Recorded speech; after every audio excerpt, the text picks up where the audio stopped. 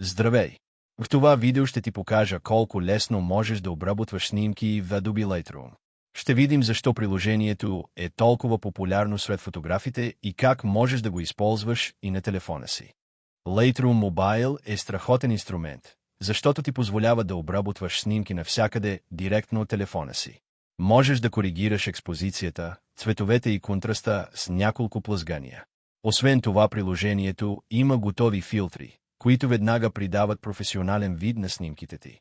А най-хубавото е, че ако използваш и настолната версия, всичко се синхронизира автоматично през облака. Lightroom е идеален за всеки, който иска снимките му да изглеждат по-добре, било то за социални мрежи, за портфолио или просто за лично удоволствие.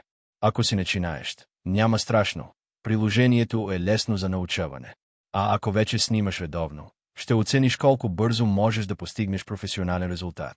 Абонирай се за канала, за да не пропуснеш още съвети и трикове за фотография.